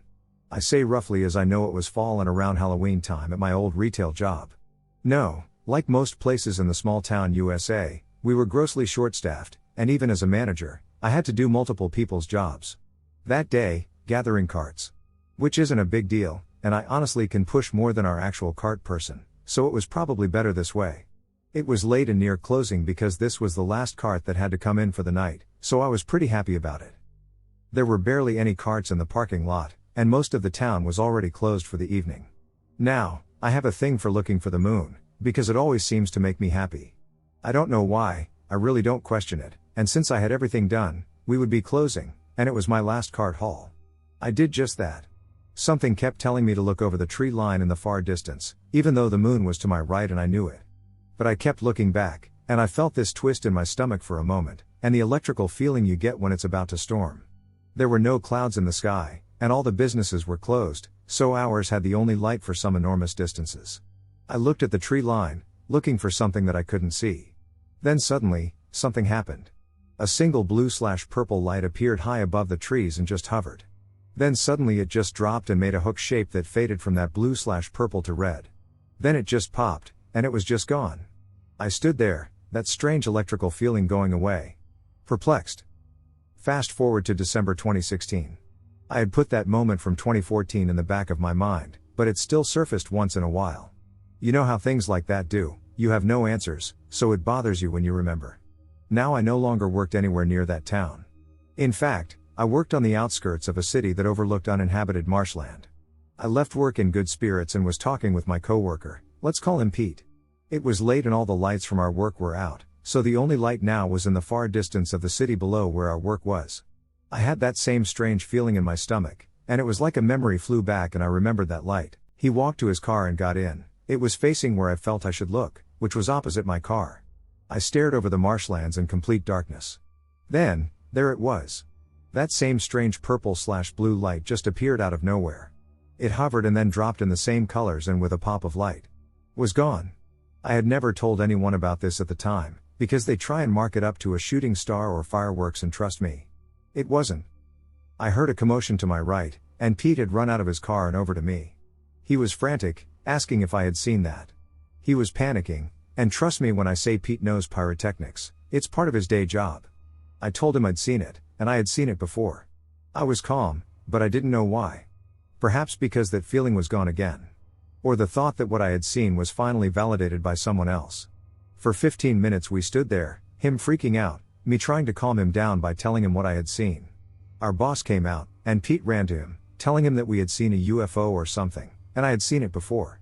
My boss assumed Pete was just being Pete and told me to tell it to go back to my old job. I went home and thought about it, eager now to talk to Pete the next night about it. So it was to my annoyance and anger that when I asked Pete about the night prior, he acted confused. When I reminded him, he said he didn't remember. He said he remembered getting in his car and then coming out to talk to me about work. I told him that's not what had happened, and that even his saying it didn't make sense. Why would someone going home suddenly decide to come back out of a vehicle to talk about work? He got frustrated and said that's what he remembered, and he didn't know why. I don't know if Pete decided that he just didn't want to talk about it or if he really did forget, but I know I want. Because whatever that was or whatever it is, I feel like I'll see it again in 2018. I just don't know why. Strange wilderness glitches in the Matrix. November 13, 2019. Among all the myriad paranormal phenomena reported from around the world, there are often those cases that cannot really be comfortably fit into any category of the strange. These are the cases that flit about on the periphery, encompassing total bizarreness that we just can't seem to pin down, seemingly burps or bumps in reality itself, and which have in recent years been referred to as glitches in the Matrix. Such accounts are numerous, but one location where they take on a rather spooky ambience is when they deal with remote, rugged wilderness areas. Here we will look at a selection of cases of strange, inexplicable warps and cracks in our reality from places out in the wilds beyond civilization. Some of these so-called glitches in reality revolve around people who just seem to have blinked out of existence or otherwise vanished right before a startled witness's eyes, often under very odd, even surreal circumstances, pointing to something far weirder than a simple missing person. One comes from a witness who, at the time, was at a rural forested park area along the Occoquan River in Northern Virginia. The witness says he had been driving along the narrow road with his mother when they saw a middle-aged white male in dark clothing casually walking along by the side of the road, and they thought nothing of it until something very bizarre indeed happened, of which he says. Suddenly, as I was looking straight at him in the distance, he was not there anymore. And it was so sudden I questioned if there was even a guy walking at all. Maybe it was just my mind playing tricks on me. Then my mom asked, "Did that guy just fall off the side?" Shocked that she confirmed she also saw a man walking, I stopped the car where he could have fallen. I thought, maybe I blinked or something, and he actually fell in that moment, because I didn't see him fall myself, he was just gone. We looked over and saw no one. It wasn't a sharp fall like a cliff, but if he did fall, he would have rolled into a tree wall and still be visible in the narrow forested strip before the river. But we just didn't see anyone there. We called out to no reply. My mom was worried he could be knocked out, so she called a ranger to check on him, and we drove off. On the way back, she also described to me what she saw. I saw him walking toward us on the side, then he was nowhere to be seen. I just assumed he fell off. What happened to this mysterious man, and was he even there at all? 2. Even more bizarre is a report from another witness, which is an utterly surreal tale indeed. He says that he had been out elk hunting deep in the Laramie Range of the state of Wyoming, along with his father, among the aspen-covered mountains. They were to be out there for a week, in an area remote and far removed from civilization as we know it, and at one point they decided to make a hike over to a neighboring valley to find the elk that were thus far evading them. Along the way, the witness spied a mysterious light on the horizon coming down one of the ridges to go down into the valley across the way, seeming to bob up and down and fluctuate in intensity as it went. He just assumed it was another hunter's flashlight and sort of tried to put it out of his mind at the time. The next day they managed to shoot an elk, and the witness was lugging about 70 pounds of meat on his back. As they clambered along through the wilderness, he says he looked back out in the direction he had seen the light, and he says of what happened next. Now, here's where things get weird. As I got to the top, carrying 70 pounds of raw meat on my back, I stopped to catch my breath. At this point, I remembered the light I had seen earlier that morning. I glanced over to where it had been, and to my surprise, silhouetted against the, now overcast, sky, was a guy in dark clothing walking along the ridge. This was the first thing that struck me as odd. These mountains are not exactly a tourist destination, so the only people that should be out here are hunters, but this guy wasn't wearing any camouflage at all. I looked at him through my binoculars, and he was wearing what looked like a black hoodie with black jeans and a black beanie hat. More stereotypical burglar than elk hunter. No backpack, no walking stick, nothing to suggest he was out on a backcountry trip or anything. He walked around looking at the ground in front of him, like he was looking for something. This was a fairly narrow valley, so he was maybe 600 yards away, but he didn't seem to notice me. I was still catching my breath, so I decided to just sit and watch him through my binoculars for a while to see where he went. Now, here's where things get really weird. As I watched him with binoculars, he suddenly froze. Like I was watching a recording and someone hit pause, he stopped mid-stride, one foot still in the air. I thought I was seeing things, so I pulled the binoculars away to do the naked eye test, but he was just Gone. Absolutely gone. I quickly put the binoculars back up, just in time to hear a loud, echoing pop come from the direction he had been, like a gunshot but with a different ring to it. Scanning with the binoculars turned up nothing, just a barren, empty ridgetop with no man in black to be seen. I didn't know what to do. I had close to a ton of elk meat left to transport, and now I might have to do search and rescue for a random guy who apparently froze time and disappeared right in front of me. I decided to just carry on as normal because I didn't like the thought of leaving my dad to the cougars any longer than I had to. I went the rest of the way to our truck and dropped off my pack load. The witness kept moving along until he heard a loud sound like a pop, which was strong enough to send some panicked birds scattering. He says that the sound was closer than it had been before, putting him immediately on edge, and when he got through the tree line, he could see the same mysterious figure again, this time on his side of the valley. The man was moving along while looking at the ground, heading towards a thicket around 150 yards away before suddenly stopping in place as if he had been frozen in time. The witness explains. His clothing didn't move, and his foot wasn't all the way on the ground yet, making him stand in a very off-balance way that shouldn't have been possible. This time, I was also close enough to hear him. As he froze, a groaning wheezing sound came out, like all the air was being forced out of his now rigid lungs. This time, I didn't miss the moment he disappeared either. I watch unblinking as he ceased to exist in a fraction of an instant, followed closely by the now telltale pop. I'd like to say I was brave and went to investigate where he had been. Nope. I ran. Not back to the truck, but up over the ridge to the elk carcass in the next valley, where my dad was waiting with 2 stacks of meat. He clearly didn't believe me 100% when I told him my story, but he was intrigued when I mentioned the pop sound. I heard that a few minutes ago. I thought you or somebody else was shooting at something up there, was his only comment. We loaded up the rest of my bike and headed up the ridge together this time. As we crested the ridge for the last time, the hair on the back of my neck all stood up involuntarily, like I was about to be hit by lightning. I instinctively turned around, and from farther up the ridgeline, I could see him coming towards us. Except he wasn't searching the ground this time. He was sprinting right for us, closing fast. I got Dad's attention, pointing to the man in black sprinting right at us as I pulled my rifle down from my shoulder. The man, now only a short distance away, sees my gun, slows down, and for the first time I heard him yell, "Please. Help me. Please." Just as the last syllable escapes his mouth, he freezes again, mid-stride, not more than 20 feet away. My dad and I exchanged glances as the poor guy's lungs leaked air again. His eyes were frozen open, and his face contorted in a permanent scream of panic. This time, when he disappeared into thin air, the loud pop was followed by a shockwave of hot air hard enough to make us both stumble back a couple steps. We got out of there fast after that, making it the rest of the way back to the truck in record time. I don't think either of us spoke until we were all the way out to a main road again, heading the 40 or so miles to the nearest town, when my dad finally said, "Let's hunt somewhere else tomorrow." What in the world was going on here? 3. Other strange anomalies seem to have to do with distortions of time or the area itself, such as is the case with a witness who says he had been returning from a road trip with some friends and driving through a remote mountain area at night along a twisting road that was completely devoid of any other traffic. His mother called him on his cell phone, and he informed her that they were only about 25 minutes away from their destination.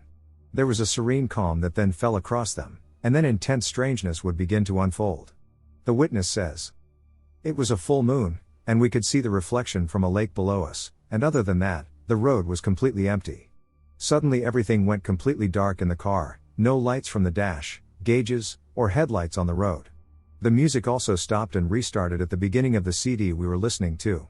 There was now a vehicle pulled over by the police about 1/4 mile in front of us that hadn't been there a split second before. I assumed I had dozed off for just a second, as it was late. I thought it was still quite peculiar, though. After about a minute, the driver of the car turned the music all the way down and said, 'Did that just happen to anyone else?' The other passenger in the back seat sat forward abruptly and exclaimed, 'I thought I just fell asleep.' We then realized that the clock in the car was reading an hour later than it just had a minute before.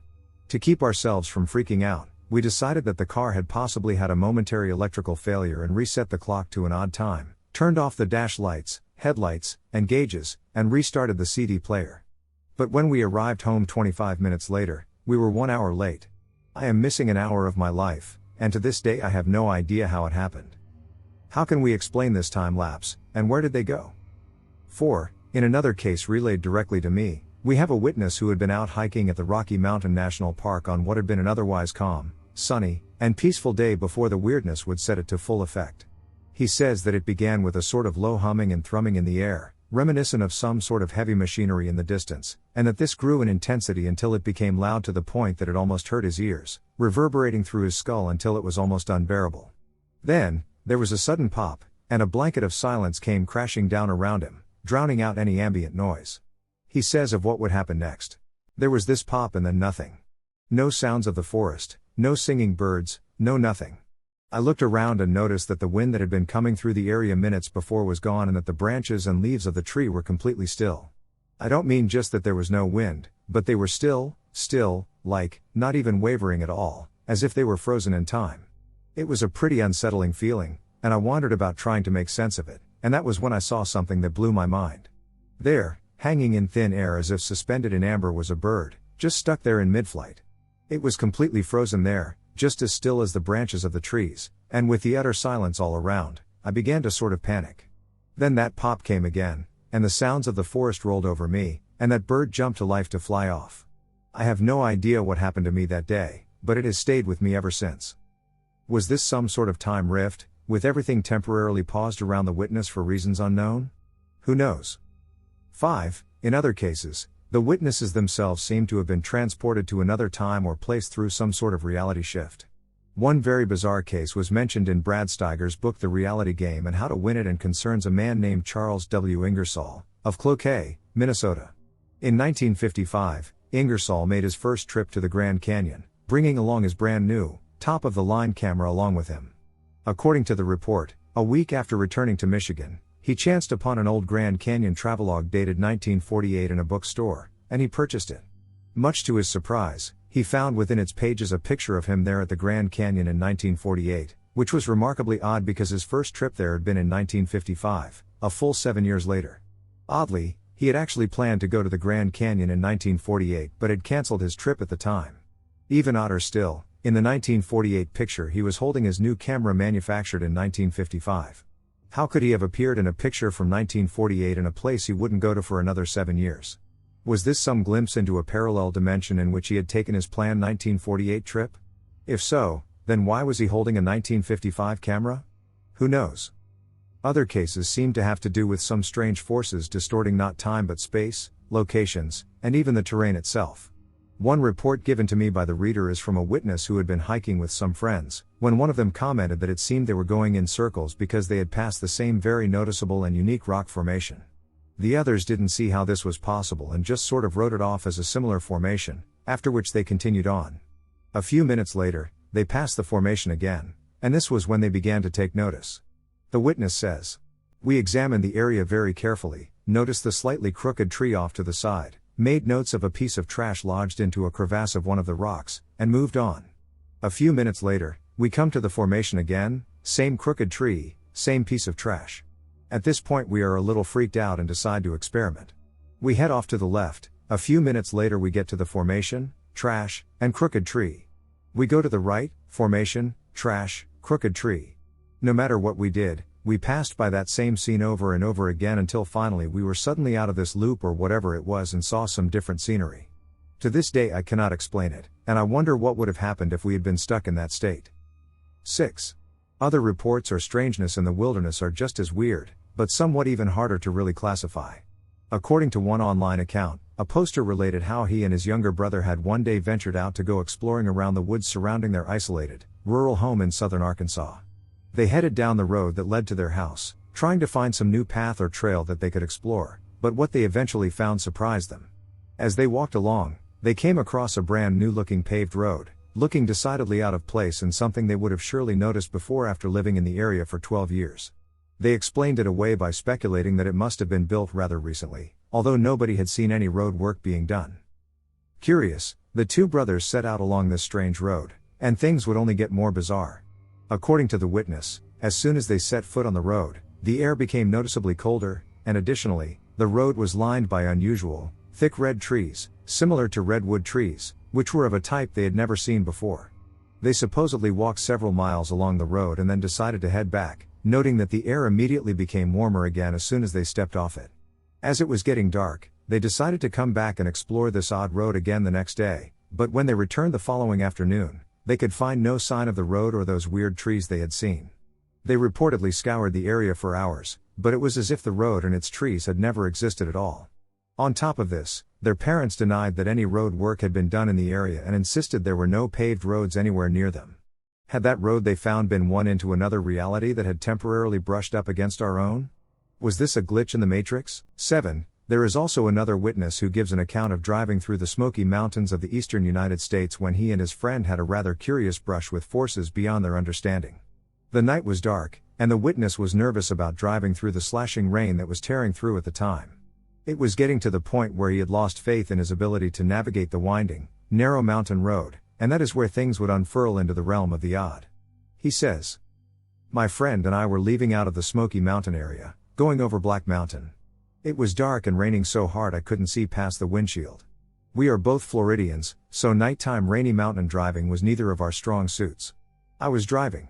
I wanted to pull over and either wait it out or let him drive, but the only time I could make out an exit was by looking out the passenger side window as we were passing it.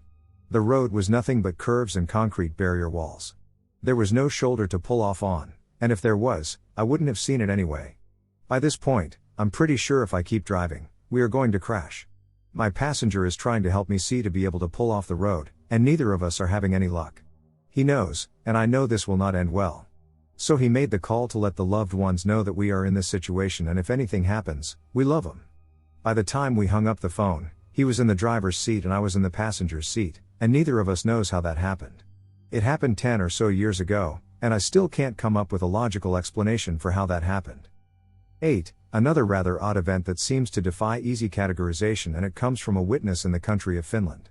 He says that he had been on a camping trip with some friends out in the remote wilderness in the northern reaches of the country, full of unspoiled forests, mountains, swamps, and wildlife. This was supposedly quite a no-man's land, secluded and divorced from the world as we know it, and there was little to no chance of encountering anyone else out there. But encounter something they did. They spent some time one evening of their week-long trip chatting and having fun, but things would change for the strange, with a witness saying, "When we quieted down, we began to hear talking. And the sound of machinery. Given our location, this was profoundly weird. Maybe there was another camp somewhere near us? We couldn't quite make out what was being said, but it was a human voice, no doubt about it. But nothing really could explain the sound of heavy machinery. It sounded like an excavator or a tank, something big, powerful, and really not too far away. Combined with the sound of talking, we thought construction yard. But at that time of night, in an unpopulated, protected nature reserve? We got out of our tent. It was cold and pitch black. The campfire had some coals still glowing. We took out our flashlights. My two buddies have always been a lot braver than me. The sound was clearly coming from the north, maybe half a kilometer away. We thought the construction might be going on behind a small hill, some distance away. We could see no lights or anything else. We still could not make out what was being said.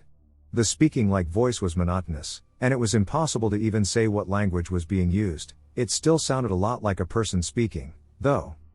9. The two friends got ready and headed out into the cold night, determined to find the source of this sound, while the witness stayed behind to watch the camp. Although they said they would only be gone for 15 minutes, this turned into an hour, and the witness began to fear for his friend's safety. It seemed that judging from the sheer volume of the anomalous sound, they should have reached it by then, but still there was no word from either of them, and 1 hour stretched to 2.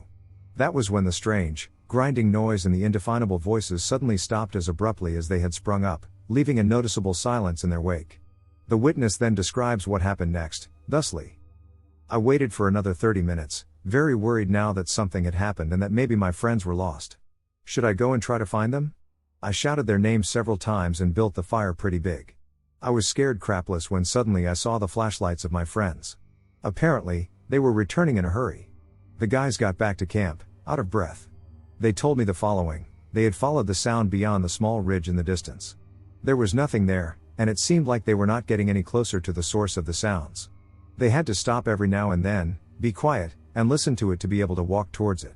They walked and stopped like this for some time, then realized they were not getting any closer. The sounds did not change in volume at all. They decided to go just a bit further several times when suddenly the sound just stopped like someone pressed a button on a recording. They realized they had been going on for a long time. They were in the middle of the dark woods, alone. They reversed the heading and started back at a brisk pace. Eventually, They saw my big fire from the top of a hill and found their way back. The weird thing is, we seemed to think the sound stopped at different times. They had been gone 2.5 hours in total. They said the sound stopped at around the 1 hour 15 minutes mark after they left. They then started to head back immediately, the return trip taking a bit longer even though they kept a good pace. They apparently wandered around a bit. For me, the sound stopped at the 2-hour mark, just 30 minutes before they returned. We did not sleep that night. Nothing more happened on that trip, and we never found out what the weird construction yard-like sound was about. When we returned to the park's visitor center some 5 days later, we asked around, but no one knew of any ongoing construction taking place in the whole national park area. Been bugging me ever since. What can we say about this other than that it is completely outlandish? Was this something purposefully drawing them away and trying to get them lost? These cases we have looked at are so varied that it is difficult to really come to any sort of conclusion on what has happened that could apply to them all. Are these perhaps portals to some other realms at work, hiccups in the space-time continuum, glitches in some virtual reality program we live in, time loops, glimpses into alternate dimensions, or what? Is reality itself in flux or being manipulated somehow by inscrutable forces? Or are they all just embellished tall tales, no better than fiction? Whatever one believes, such oddities are often reported from the wild places of our world, and whatever causes them, it is certainly enough to make one think about one's surroundings when stepping into the woods. I'm not sure if this would be considered a glitch in the Matrix, but I had a weird situation happen back when MySpace was a thing and I was setting up my account. I was very new to it, so I asked my cousin if he could help me make an account and set up the profile, to which he agreed. We made the account, customized my profile for a while, and finally we finished. All I had to do was upload a profile picture. I didn't have any, so I asked him to take a couple on his phone, a Motorola flip phone. He takes a couple, but I didn't like them that much, so I told him to take one more. He takes another one and hands me the phone. I look at it for a minute or so and decide I look decent enough to share. I wanted to impress my crush, lol, and tell him that's the one. I hand back the phone and ask him to upload it, and he has this puzzled look on his face and asks, are you sure? I'm thinking he's going to say some slick shit about my appearance, so I say, yeah, man, it isn't that ugly. He laughs and says, it's not that. He hands me the phone, and what I saw tripped me the hell out. My eyes were completely closed in the photo. Now look, I know that doesn't sound too crazy, people blink mid-photo all the time, right, but I just saw the picture, and it was not what I saw less than a minute ago. This was taken on a flip phone, there weren't any apps that could edit the photo to that extent in that amount of time. I was also literally right next to my cousin the entire time, so it's not like he could have pulled a quick one on me and switched to a previous one. My eyes weren't closed in any of the previous photos either. Not to mention, when my cousin first showed me the picture, I looked at the picture for a minute or so it's not like I glanced at it quickly and missed my eyes being closed. The photo itself just felt very off. Something about it looked odd, almost unnatural. It didn't look like how someone typically looks when they blink mid-photo. My eyes were completely shut while I had this huge smile on my face. When I realized my cousin wasn't fucking with me, I got hit with a deeply unsettling feeling. I tried to ignore it and finish the profile, but I just couldn't shake the feeling the picture gave me. In a way, it sort of felt sinister, if that makes sense. The unnatural way my eyes were closed, my huge smile, it's almost like it knew. I was 16 and a typical teenage boy. It was the summer of 1993. My parents had sent me to Outward Bound. A month in the outdoors with other troubled teens pushing our limits, making us learn trust, etc. In reality, hiking 10 miles a day with 40 to 60 pounds on your back in the middle of nowhere with other misfits just trying to get through it and back to our lives. We were in the Three Sisters wilderness of the Oregon backcountry. Beautiful land. We're about 2 weeks into our month-long trip. I became close with a girl named Eva in my group, of about 10 girls and boys and 3 guides, 1 guy and 2 women, who was from Sweden. I had been to Sweden a couple years earlier, and we were able to talk about places I visited that she knew. I'll never forget her, I was completely crushed on her. Beautiful blonde with green eyes. Tan for a sweet end. The night before this incident, she and I kissed, and we made out a little out off by where we camped. We got caught by one of the guides or counselors and told that relationships, and especially sex, were not allowed. Something they drilled into us from day one. No drugs. No alcohol. No sex, we were just kissing somewhat innocently. I had also been friends with a guy named Steve. He got blisters on his ankle the first week, and it got quite infected. The guides wanted him to drop out and go to a doctor, but he soldiered on. We kept it clean and bandaged, and even though he had a noticeable limp, He managed to keep up with all of us just fine. He talked the guides into thinking it was no big deal, and he stayed. He had amazing willpower, and I kind of looked up to him. He was almost always our group leader. Now came the weird part. The part where everything changed for me. We were taking a lunch break alongside a gorgeous crystal blue glacial-fed pool. There was a minor waterfall, maybe 10 feet, from the stream above feeding it. The water was deep, but absolutely crystal clear and blue. And cold. Very refreshing after a hot summer hike. You could see the soft gravel bottom. 5 large boulders stood in a perfect circle on the bottom, as if set there by someone. Completely submerged, they were perfectly equidistant from each other. Someone quickly noted that there was just enough room in the center to dive off the waterfall and swim down to the gravely beautiful bottom. A couple of the other kids, including Steve, with his injured foot, went and dove. I of course wanted to impress Eva, and she said it looked fun but was too scared of it. She said she would try it if I did it. My teen ego immediately rose to the challenge. I climbed up the wet rocks next to the waterfall to the top. I remember looking down at the beautiful crystal blue water. The light filters through the forest leaves. Eva is looking and smiling up at me. It was just a perfect, beautiful day. I jumped. The next thing I know, I'm on the side of the pool coughing up water with 2 extremely concerned guides nursing over me and a massive headache. They're telling me I hit my head on one of the boulders. I'm lucky I'm not dead. Steve is nowhere around. Eva doesn't look a bit concerned, she's off gossiping with one of the other girls. A couple of the other kids are with me, and the male guide helps me up.